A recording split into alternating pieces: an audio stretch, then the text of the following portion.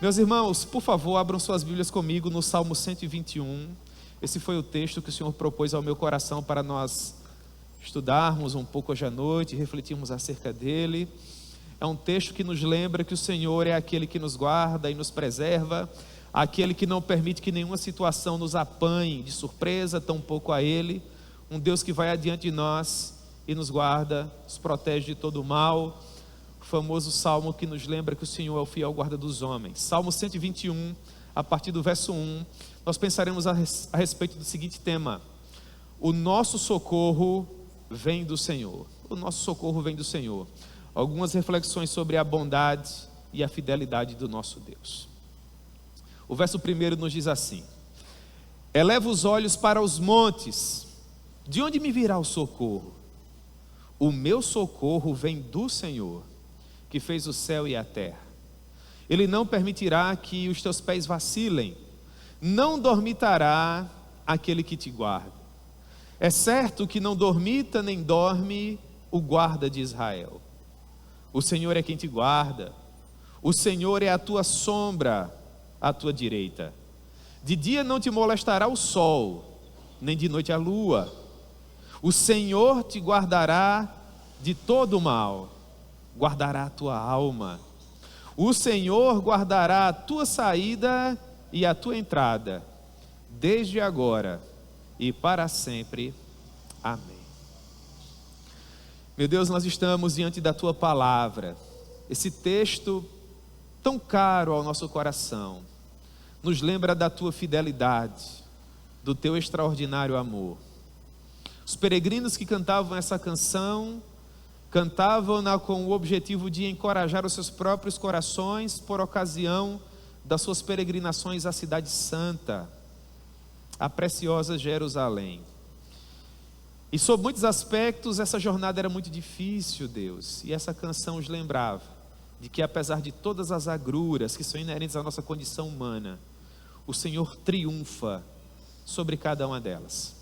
Nessa tarde, ó Deus, lembra-nos mais uma vez do teu maravilhoso poder, do teu extraordinário favor, e faça com que, por meio da tua muita misericórdia, o Espírito Santo venha sobre nós e mais uma vez nos ilumine, para que nós possamos guardar um bom depósito acerca das preciosas verdades que o Senhor haverá de nos mostrar aqui. É assim que nós oramos, Senhor, em nome de Jesus. Amém.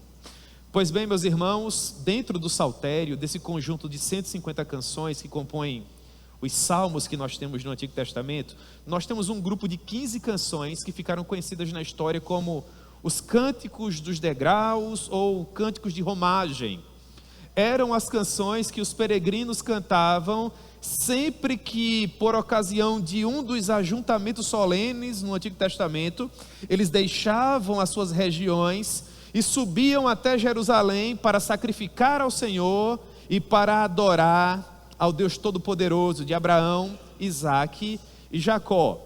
Por ocasião do Antigo Testamento, o grande legislador Moisés instituiu que todos os anos, pelo menos uma vez por ano, na Páscoa, no Pentecostes e na festa dos tabernáculos, todos os servos do Senhor, oriundo de cada uma das 12 tribos, precisavam separar um tempo de qualidade e subir em peregrinação até a cidade santa e ali sacrificar ao nosso Deus. Os aspectos que norteavam essas viagens eram dos mais variáveis. Havia aquelas pessoas que moravam mais perto de Jerusalém, como a tribo de Judá, por exemplo, mas havia aqueles que moravam mais longe, como Simeão, lá na Galileia, ou Rúben, lá no Gileade.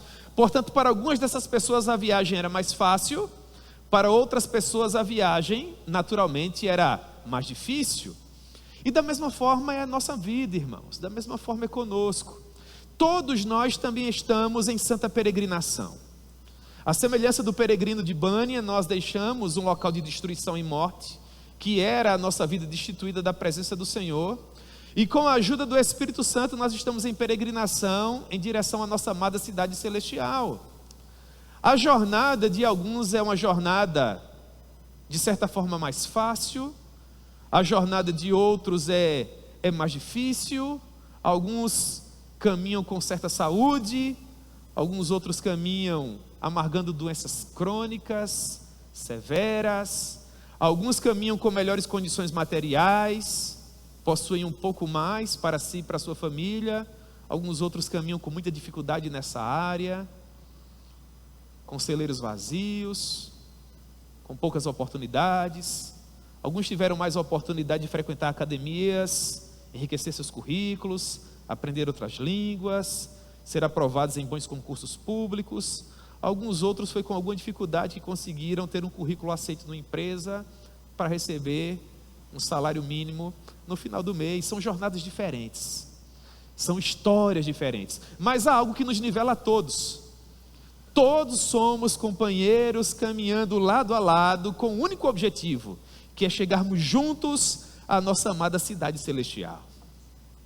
Há lutas, há dissabores, há desafios, e isso é comum na vida de todos nós, todos os servos do Senhor, sejam aqueles que nos antecederam, os nossos heróis do passado, ou mesmo aqueles que ainda nascerão para servir ao Senhor, os heróis do futuro, se assim Deus permitir, que outras gerações peregrinem sobre a face da terra, todos terão a mesma sorte.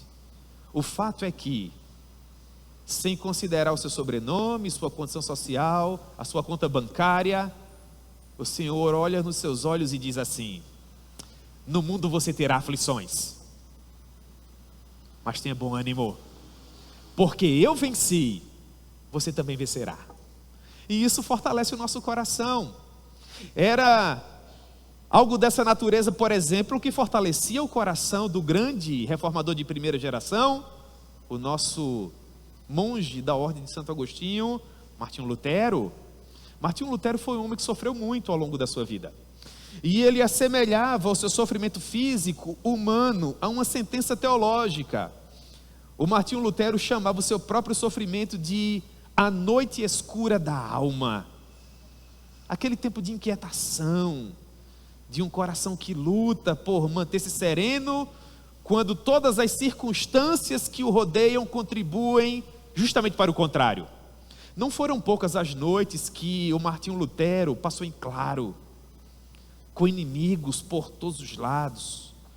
O imperador do Sacro Império Romano da época, Carlos V, grande antagonista de Lutero, certa vez ladeado pelos seus súditos, disse assim: eu decido mobilizar tudo que eu tenho contra Lutero, meus reinos, meus domínios, meus amigos, meu corpo, meu sangue, a minha alma.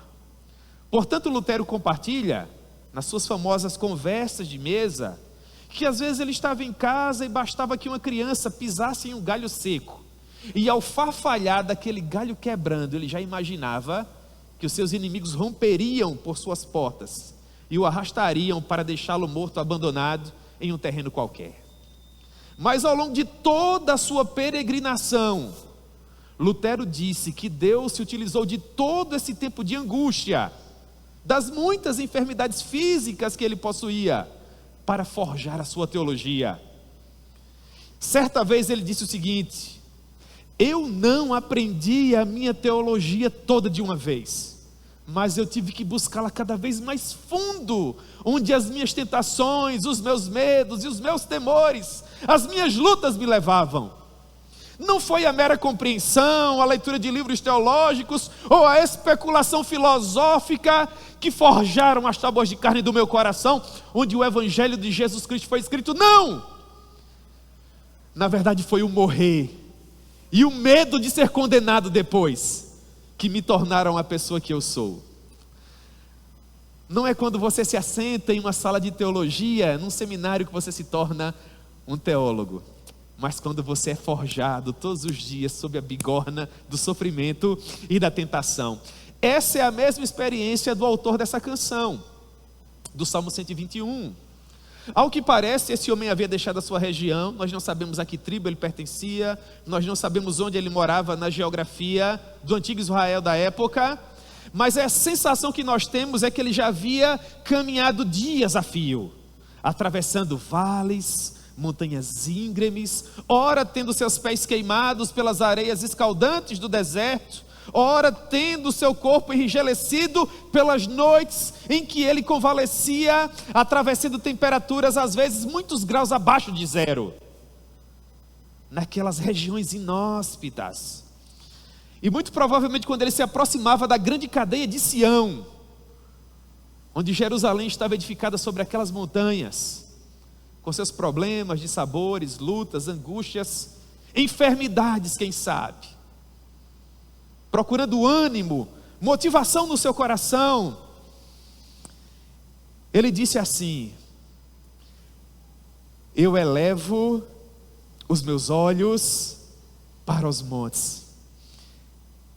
Uma vida cheia de problemas, talvez um coração aflito, angustiado, que precisava de ajuda, que precisava de respostas.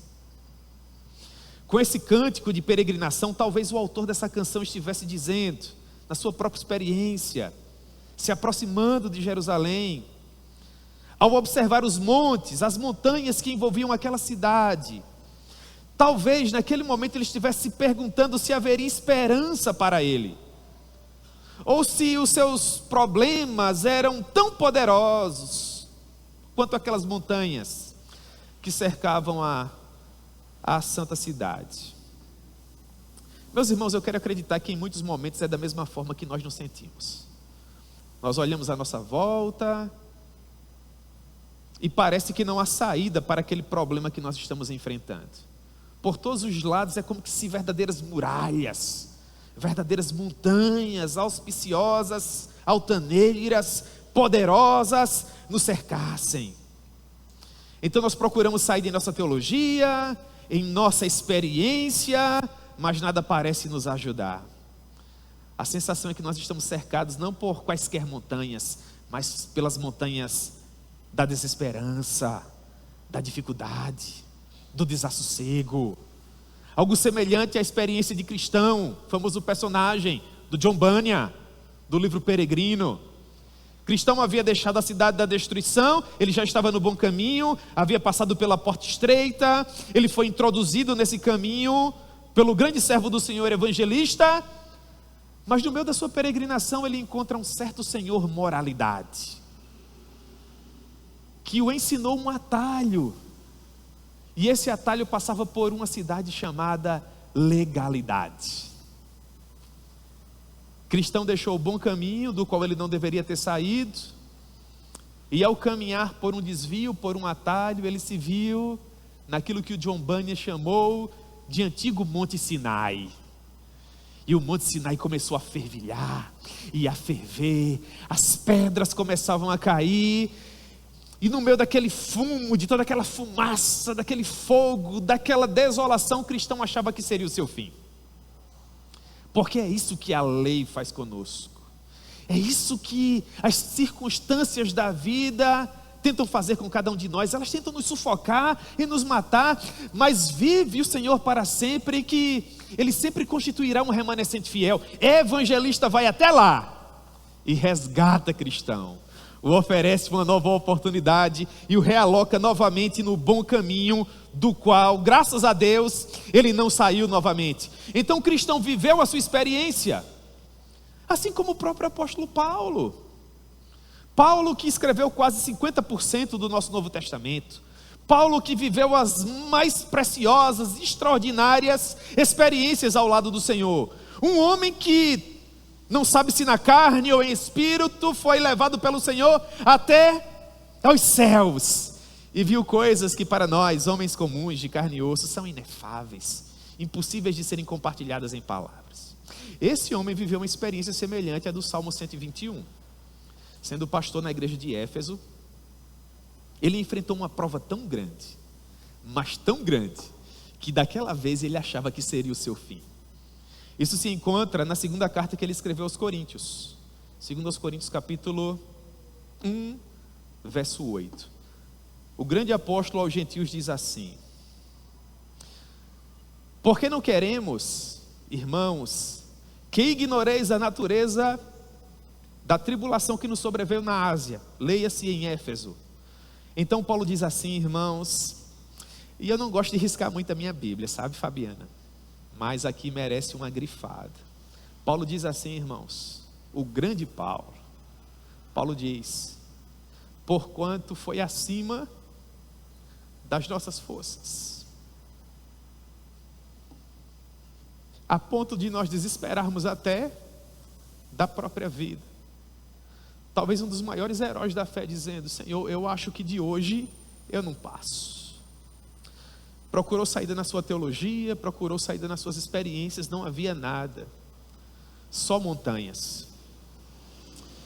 Então Paulo diz no verso 9: contudo, já em nós mesmos, é como se ele dissesse em outras palavras, quando a ficha caiu, então eu tive a certeza, que certeza? De que dessa vez eu ia morrer. Ele diz: já em nós mesmos tivemos a sentença de morte.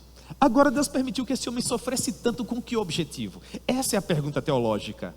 Onde Deus quer chegar com tudo isso que Ele permite, que às vezes nós venhamos a viver, irmãos? Porque convenhamos, quem é aqui que escreve assim na agenda?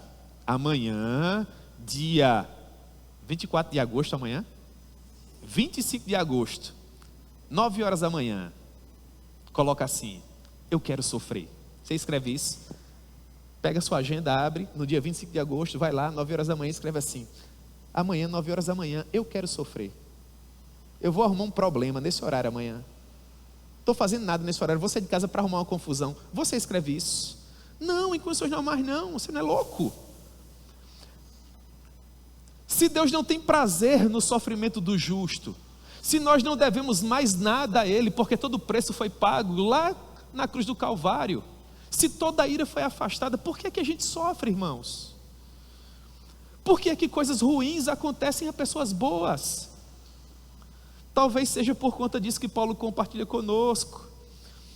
Quando ele achava que aquele seria o fim, que aquele seria o seu último dia, que daquela prova ele não passaria, ele diz no final do verso 9: tudo isso aconteceu para que eu deixasse de confiar em mim mesmo, para que eu deixasse de confiar na minha teologia, para que eu deixasse de confiar nas minhas próprias experiências, mas para que eu colocasse toda a minha confiança e toda a minha esperança no meu Deus, para que não confiemos em nós, e sim no Deus que tem poder para ressuscitar os mortos. Então Paulo diz no verso 10, o qual nos livrou e livrará de tão grande morte, em quem temos esperado que ainda continuará a nos livrar. Perceba os tempos verbais que Paulo usa. Ele diz: Deus me livrou, Ele me livra e Ele me livrará. Enquanto a nossa missão não tiver chegado ao fim, irmãos, enquanto cada pingo não estiver sob seu respectivo i, enquanto ainda existirem pontas soltas, Deus jamais permitirá que nós venhamos a ficar pelo meio do caminho. Eu não creio dessa maneira. Pelo contrário, eu creio que a graça que nos chamou no princípio da nossa caminhada será suficiente para nos colocar para além daquelas portas douradas. Eu creio que Jesus não teria sangrado por nós das 9 horas da manhã até as 3 horas da tarde para depois nos abandonar à nossa própria sorte, desamparados no meio do caminho. Pelo contrário, eu creio em um Deus que nos toma por nossa mão direita e nos diz: não tema, não tenha medo, porque eu vou com você. Sou eu que te guardo, sou eu que te protejo e sou eu que te guio com a minha destra fiel e poderosa. Sim, é verdade, nós olhamos para além das montanhas, porque é de lá que virá o nosso socorro. Quando o autor dessa canção olhou para todos os lados e percebeu que não havia saída humana para o seu problema, louvado seja o nome do Senhor, ele decidiu olhar para o alto.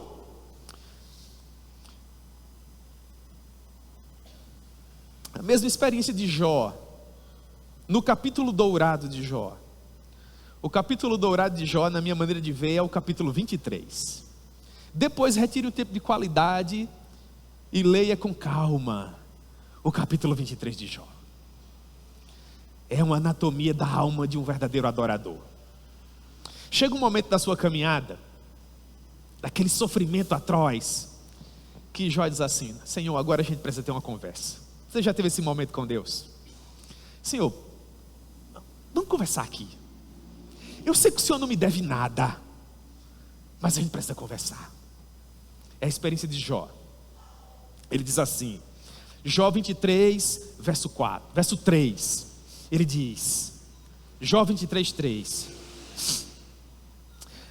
Ah, se eu soubesse onde o poderia achar, então eu me achegaria ao seu tribunal. Jó havia perdido todos os seus bens, 10 filhos. Você não tem ideia do que é sofrer. O emocional da esposa de Jó estava em frangalhos.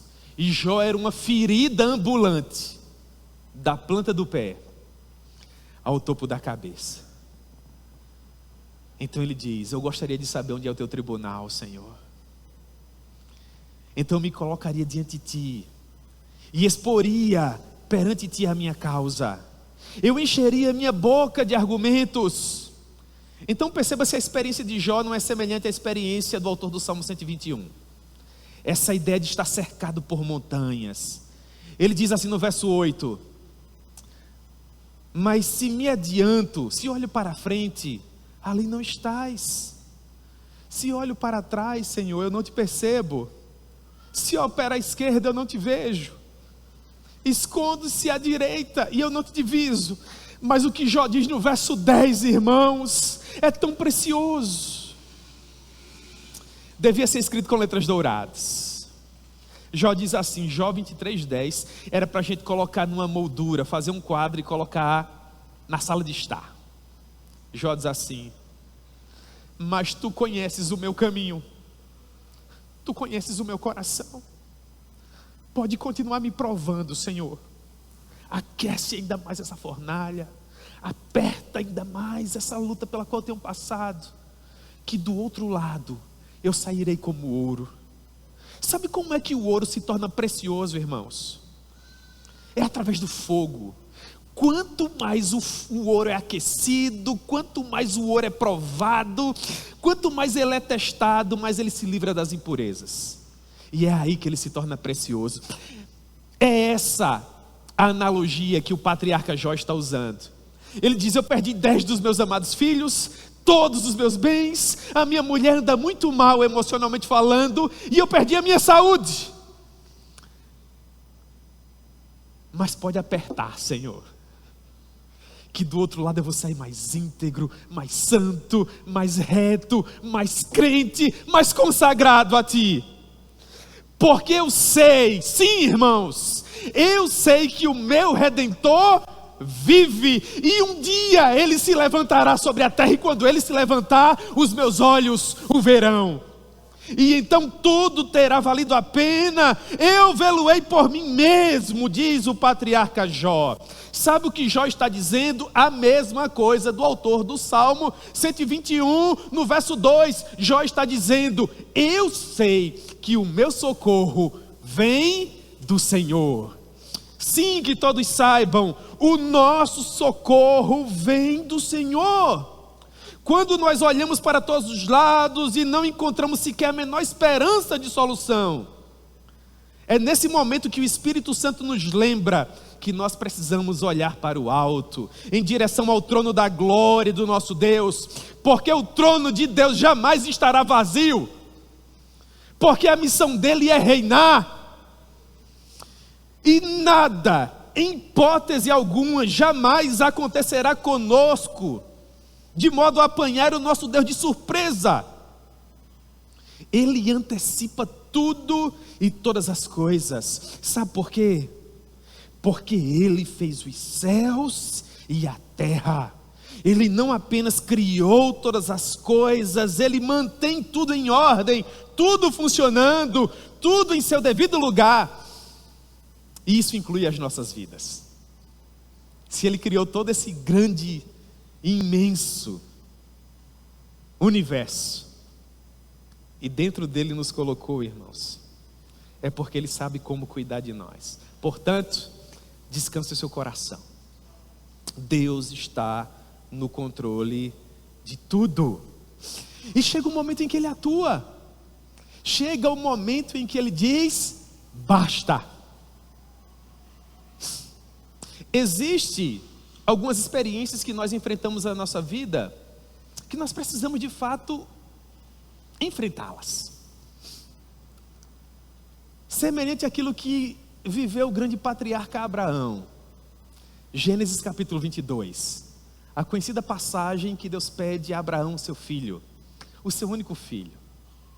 Abraão viveu toda aquela experiência, o garoto já estava amarrado sobre o altar, Abraão já estava com a faca na mão, prestes a tirar a vida do seu próprio filho, momento em que ele ouviu aquela voz que falava com ele há tanto tempo, a voz do seu melhor amigo, que disse assim para ele: Abraão, basta,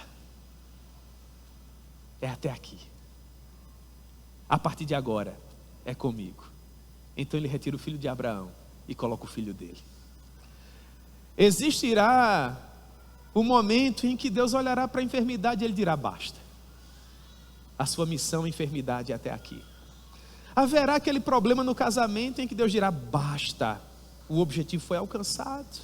Haverá aquele filho problemático que às vezes deixa o seu coração inquieto, que te retira a paz, o sono, o apetite, que é cabeça dura, que é intempestivo, que tem causado tantos problemas. Deus pode olhar para ele e dizer: basta, é até aqui. Agora eu vou mudar esse coração, fazer novas todas as coisas. Foi o que aconteceu na experiência do autor do Salmo 121. Esse homem que estava com o coração aflito, em frangalhos, cercado de muitos problemas, elevou os seus olhos para o alto, entendeu que era de lá que viria o seu socorro, e ao que parece ele foi atendido em sua oração, porque a partir do verso 3, a experiência dele muda completamente. Ele agora diz, com muita ênfase no seu coração, para que não reste a menor sombra de dúvida, ele diz: Ele não permitirá que os teus pés vacilem. Em algum momento ao longo da estrada sinuosa e cheia de obstáculos da vida desse homem, ele teve um encontro com o Senhor. Agora atente para um detalhe importante. Após esse acontecimento, quando ele finalmente concluiu que Deus não permitiria que os pés dele vacilassem, quando Deus disse para ele que ele não ficaria pelo caminho, quando Deus afirmou categoricamente no seu coração que jamais haveria de abandoná-lo, ele ainda precisava chegar a Jerusalém.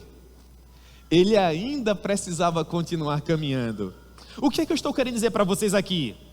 No momento em que Deus reafirmou que era Deus na vida dele, a estrada que ele precisava vencer para concluir a sua viagem permaneceu a mesma. Aquelas pedras que feriam os pés dele continuaram ali.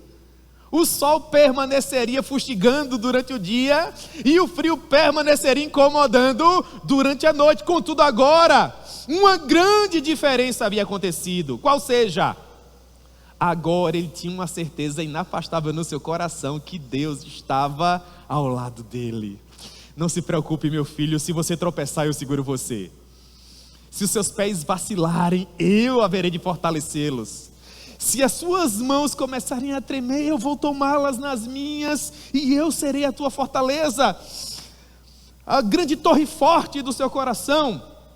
O que nós aprendemos com isso?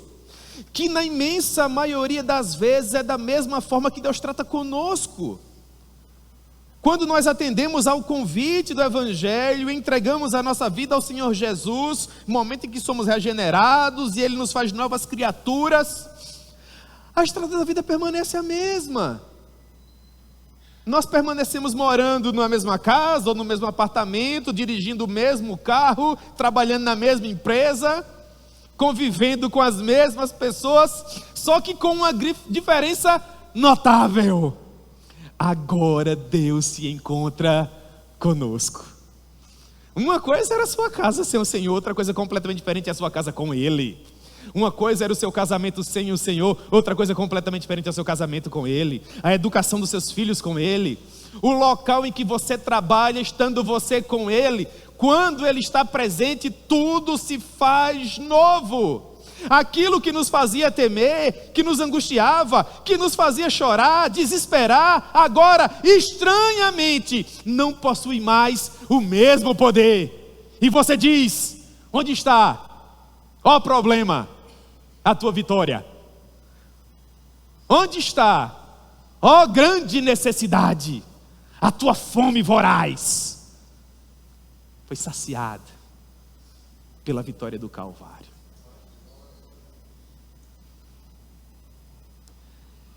Ainda que o cenário à nossa volta aparentemente permaneça o mesmo, agora há esperança, agora há paz, agora há alegria, há satisfação.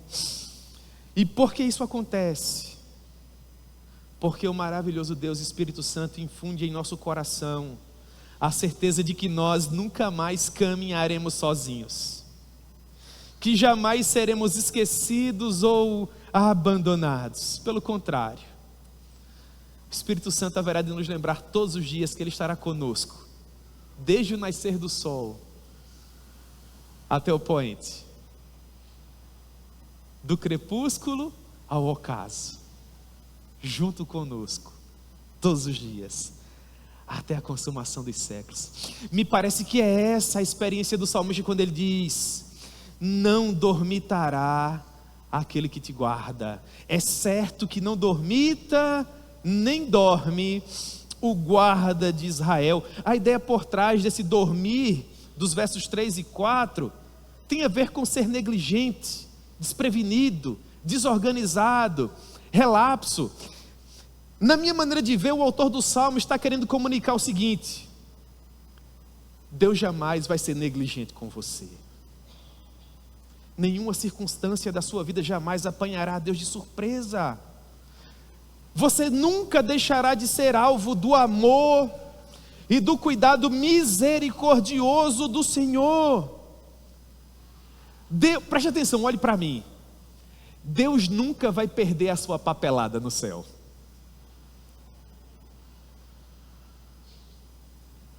Ele não é desorganizado, Ele não é relapso, Ele não dorme, Ele não vacila, Ele não cochila. Não, irmãos, os seus olhos são como grandes tochas de fogo, e Ele reina.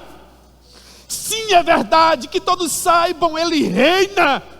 E quando Ele se levanta do seu trono, não há nada que possa impedir o seu agir e o seu poder. Porque operando Ele, quem impedirá? Ninguém. Por isso o salmista diz para o seu próprio coração, ele diz: ó coração, entenda de uma vez, verso 5, o Senhor é quem te guarda. Em outras palavras, a sua proteção vem do Senhor. O Senhor que não vacila, que não pode ser surpreendido, que não perde em batalha. Sim, é Ele quem nos guarda. O Senhor é a nossa sombra, a nossa direita. Não há nada mais próximo de nós do que a nossa sombra. Faça essa experiência amanhã, se Deus nos permitir um dia ensolarado. Quando o sol estiver bem alto e a sua sombra for projetada, tenta se desvencilhar dela, sabe? Por mais que você se movimente e corra desesperado de um lado para o outro, se deite, faça o que você desejar, a sua sombra sempre estará lá. O Senhor nos lembrando e nos dizendo assim: ainda que você seja infiel, eu contudo permanecerei fiel, porque é da minha natureza. Eu não posso me negar a mim mesmo. Ele sempre será fiel, Ele sempre será Deus e sempre nos amará. Ele nos amou antes de ter criado todas as coisas e nos amará até que os céus e a terra passem. Prometeu que estaria conosco e nos protegeria. Foi Ele que disse: de dia não te molestará o sol, nem de noite a lua. O Senhor te guardará de todo o mal, Ele guardará a tua alma. Meu querido irmão, volte para casa de cabeça erguida, sabendo que você não tem mais inimigo à altura, porque não há nada que possa comparar-se ao amor de Deus que está em Cristo Jesus. Não há nada que possa nos separar do amor de Deus que está em Cristo. Não há nada, nem nesta vida, nem no porvir. Não há poderes, nem alturas, principados ou potestades. Não há nada que possa nos separar do amor de Deus que está em Cristo. Portanto, nós podemos cantar a plenos pulmões. Por que te abates, ó minha alma, e te perturbas, perdendo a calma? Não tenha medo. Eu quero dizer para você, hoje à tarde, nesse final de domingo, não tenha medo. Em Deus espere, porque bem cedo Ele virá. O Senhor guardará a tua saída e a tua entrada. Sabe por quê? Quem verdadeiramente é chamado para a obra missionária não se importa em que local especificamente ele vai servir? Converse com alguém verdadeiramente vocacionado e pergunte para ele onde ele deseja gastar a vida dele. Vai dizer para você que ele serve a um reino, e onde quer que Deus precise dele, ali ele estará. E sabe por que quem verdadeiramente é chamado para a obra missionária transcultural se comporta dessa maneira?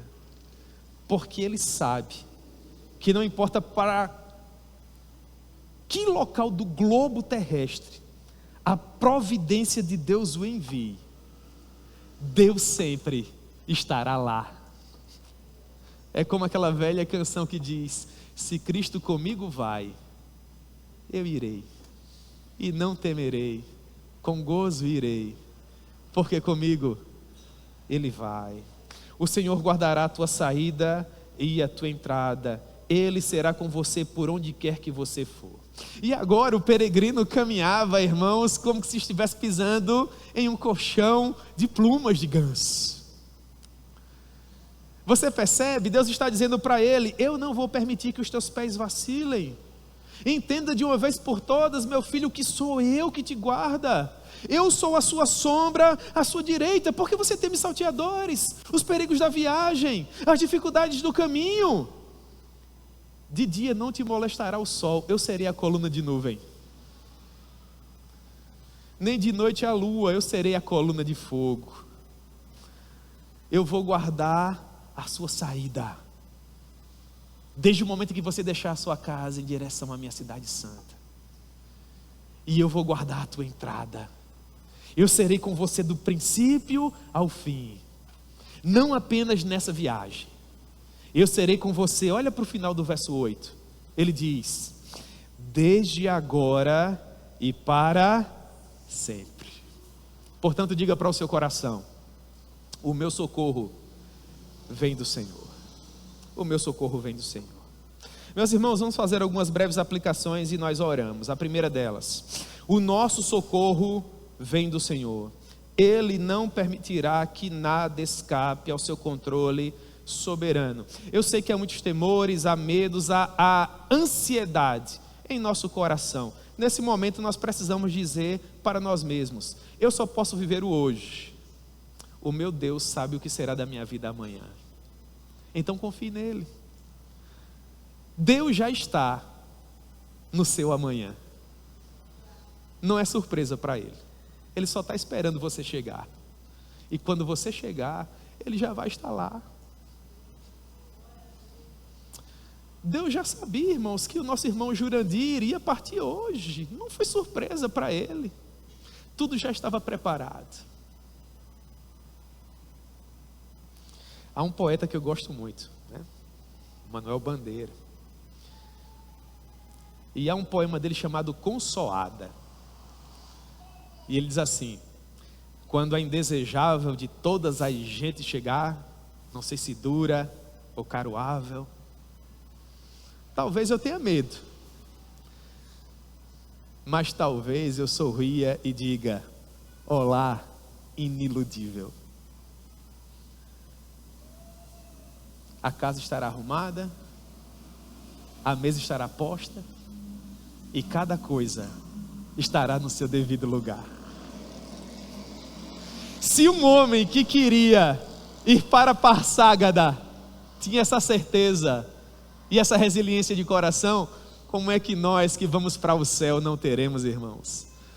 Quando a indesejável de todas as gentes chegar, quando aquele mal outrora irremediável chegar, a morte, nós diremos para ela: onde está, ó morte, a tua vitória? Você não veio me buscar, na verdade eu estou indo para casa.